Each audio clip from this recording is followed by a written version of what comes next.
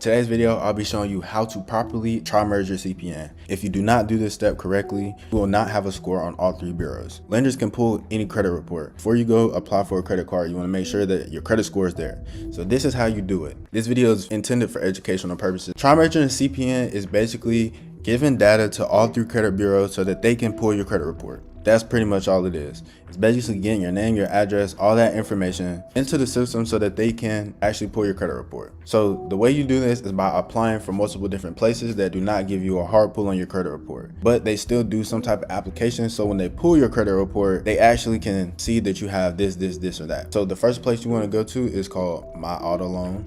Once you come here, you do the application. 500 Alvin Lane, Bolivia, Mississippi. You always want to have that you live there for 5 years minimum. 5 months or anything over 5 years is what you want to put, because this shows the banks that you are trustworthy and you're stable. If you live at the same place for 5 years, then you're good. So do you own or do you rent? It doesn't really matter. I always put rent, and you want to make your rent payments low. This is where they determine your debt to income ratio. So I always like to put 800 or lower.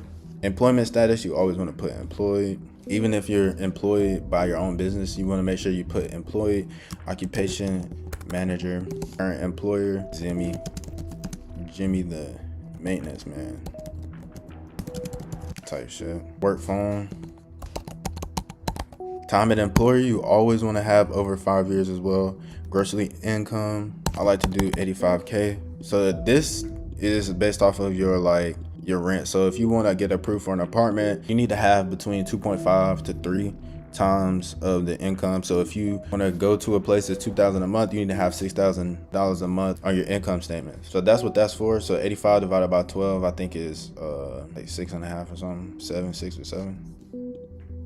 85 divided by 12 is 7. So the rest of this information really doesn't matter, but just keep putting this, because you're not really buying a car right here. You're just doing the application. So then you're gonna put your first name, last name, phone. So first, last, phone number, email, date of birth, social. And then you're gonna hit the button, submit application. Once you finish My Auto Loan, then you can continue doing the application. So essentially you wanna do 6 applications. You wanna do 2 auto loans, 2 personal loans, and 2 credit cards to give you a soft inquiry. You don't wanna do anything that gives you a hard pull. You don't wanna do full application, because that will give you too many hard inquiries. Then you have to do credit repair before you can even use the profile, which is pointless. You can get the ebook by joining my Telegram. The ebook already has all the links laid out for you and all the places that you need to go in order to get approved for credit cards, funding, auto loans, any of that stuff, right? So once you finish doing those 6 applications, then you want to add something called public records. So public records is essentially how the credit reporting agencies can find your information. So when you do a credit card application, they pull from the credit bureaus, but if the credit bureaus don't have your information, then they pull a blank profile. In order to get your application approved, it has to match to something. So the way you do this is by submitting public records. Anytime you sign up for like Dick's Sporting Goods, so that's the same thing as this. You're submitting information into all these databases. They're using your data and they're sending it to all these credit reporting agencies, and then the credit reporting agencies are now able to build a profile around you. The first place you can go is by doing airlines. So Southwest Airlines, all these different airlines, right? All you want to do is sign up for the rewards programs, and even better if you use them, right? Once you sign up for these rewards programs, anytime you spend money, you can use these rewards programs and get rewards points back. So that's another great thing about credit too. The next place you can do is go to restaurants. So Starbucks, Dunkin', all these different places have rewards programs. All you want to do is sign up. They'll start sending you emails, and that's what you want. That means they're actively sending your information. And one thing that you must understand is when you first make your CPN, you want to have all the same information. So every single application must have the same information. If you don't want to do all the applications by yourself, we do have a public records bot. You can get that from the Telegram as well. The last thing you want to do before you can ever get your credit report is do one hard pull. So when you do your credit report, if you do it the way that I tell you, you only have 1 hard inquiry, and this is the best way to do it. If you get more than 3 hard inquiries, it's going to be harder for you to get approved, especially if you want to go for multiple different types of funding. I always go for one of these Trace credit cards. It doesn't matter.